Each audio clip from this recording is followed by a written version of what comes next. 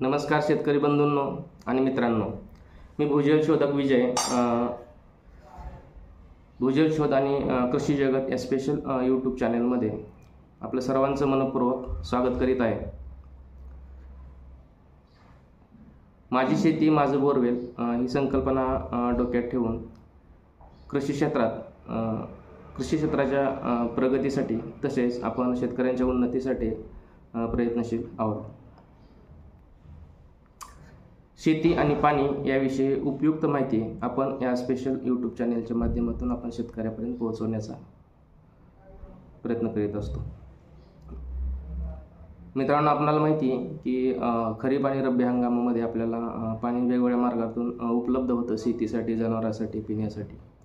तर त्याच्यामध्ये प्रामुख्यानं बोरवेल राहतात, विहीर राहते, शेततलाव राहतात, काही नदी स्टोरेज टँक राहतात, नदी, ओढे, पावसाचं पाणी याच्या वेगवेगळ्या माध्यमातून आपल्याला पाणी भेटत असतं. परंतु हे खरीपमध्ये मिळणारं पाणी जे आहे ते मोठ्या प्रमाणात वाहून जातं. तर त्यासाठी आपल्याला वेगवेगळ्या प्रकारचे काहीतरी प्रयत्न करावे लागतील की जेणेकरून वाहणारं पाणी हे आपल्याला अडवता येईल. तर वेगवेगळ्या संकल्पना आहेत किंवा वेगवेगळ्या प्रकारचे पाण्याचे स्रोत आहेत.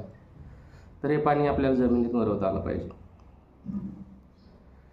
तर कोणत्याही मार्गाने आपण हे पाणी जमिनीत मुरवून आपल्याला भूजल साठा वाढवणं गरजेचं आहे की जेणेकरून आपल्याला साठवलेला भूजल साठा जो आहे तो आपल्याला उन्हाळ्यामध्ये कामी येतो.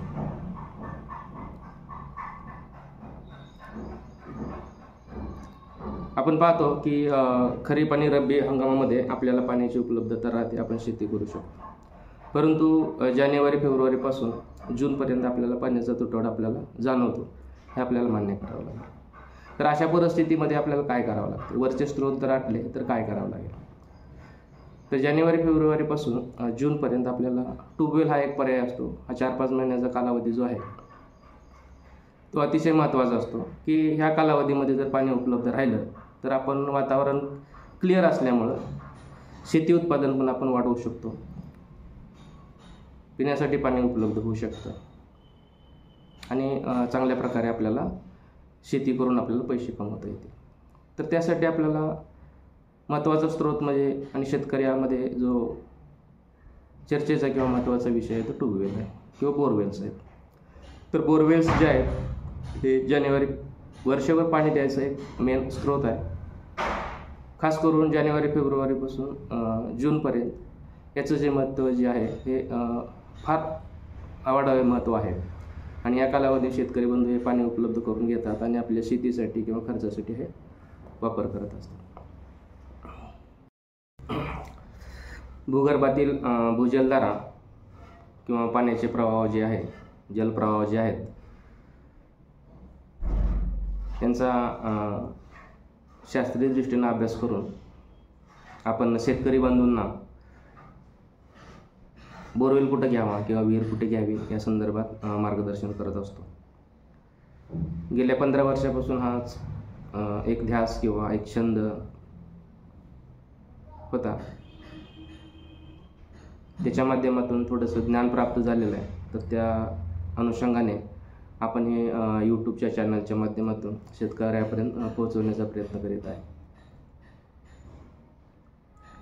प्रयत्न आपले राहतात, प्रयोग आपले राहतात, यश पण आपल्याला भेटतं. परंतु असं म्हटलं जातं की नशीब हा एक महत्त्वाचा भाग राहतो.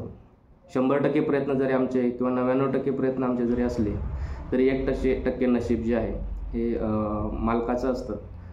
तर प्रयत्न आणि नशीब याची सांगड जर चांगली बसली तर आपल्याला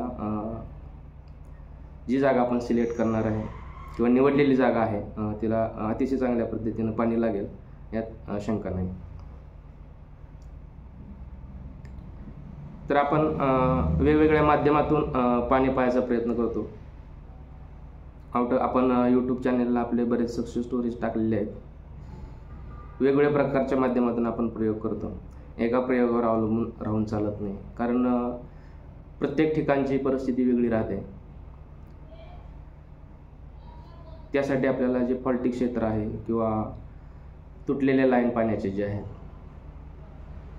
तर याचं प्रॉपरली आपल्याला अंदाज येत नाही, तर तो अंदाज व्यवस्थित यावा. तसेच भूजलधारा जी आहे ती पाण्याची लाईन जी आहे पाणीच आहे, त्याच पद्धतीने हे भूजलधाराचा जो क्रॉस आहे की जिथं आपण बोरवेल घेणार आहे किंवा विहीर घेणार आहे ते क्रॉस अतिशय करेक्ट येणं गरजेचं आहे. अर्धा फूट 1 फूट जरी चुकलं तरी आपल्याला पाणी कमी प्रमाणात भेटतं. म्हणून भूजलधाराचे जे क्रॉस आहेत किंवा लाईनी अतिशय योग्य पद्धतीने यायला पाहिजे. आजपर्यंतच्या माझ्या अभ्यासामध्ये मी पाहिलेलं आहे की भूजलधारा बाजूला राहिले आहेत आणि बोरवेल वेगळ्या ठिकाणी पडलेलं आहे. तर ही जी चूक आहे ती होता कामा नये. करेक्ट भूजलधाऱ्यावर किंवा क्रॉसवर जर बोरवेल पडला तर अतिशय चांगल्या पद्धतीने पाणी लागतं आणि ते उन्हाळ्यात पण तुम्हाला पुरेसं होतं आणि शेती करण्यासाठी पण उपयुक्त होतं. म्हणून ही फार मोठी काळजी घ्यावी लागते की योग्य ठिकाणी आणि करेक्ट अचूक ठिकाणी आपल्याला बोरवेल घेता आला पाहिजे. तर आम्ही या यूट्यूब चॅनलच्या माध्यमातून किंवा आमचे जे प्रयोग आहेत तर याच्यामध्ये आम्ही वेगवेगळ्या प्रयोगांचा समाविष्ट केलेला आहे. आम्ही पहिले जे आहे की 3 पद्धतीचे आमच्याकडे तांब्याचे रॉड आहेत. 3 पद्धतीचे आमच्याकडे तांब्याचे रॉड आहेत. तर याच्यामध्ये काही जणांची लांबी कमी आहे, मध्यम आहे, जास्त आहे. तर हे प्रयोगातून आपण निवडलेल्या तारा आहेत.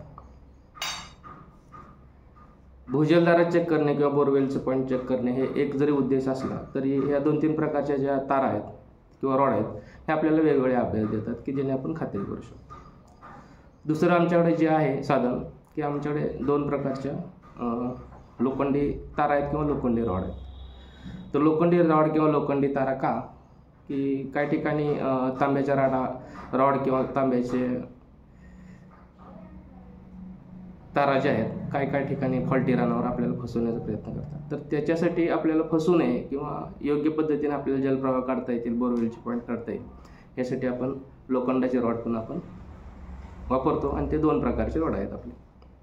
तर जसे जसे आपण पुढे पाणी चेक करू प्रत्यक्ष क्षेत्रामध्ये किंवा शेतीमध्ये जाऊन तर त्यावेळेला ते तुम्हाला यूट्यूब चॅनलच्या माध्यमातून किंवा व्हिडिओच्या माध्यमातून त्या तुम्हाला तारा किंवा कशा पद्धतीने चेक केलं ते तुम्हाला पाहायला भेटेल. पुन्हा तिसरा प्रयोग जो असतो तो आपण नारळ वापरतो. नारळावर आपण चेक करतो भूजलधारा, तसेच क्रॉस काढताना सुद्धा आपण नारळाचा पण वापर करतो. पुढे जाऊन आपण तवा नारळाचा प्रयोग करतो. त्याच पद्धतीने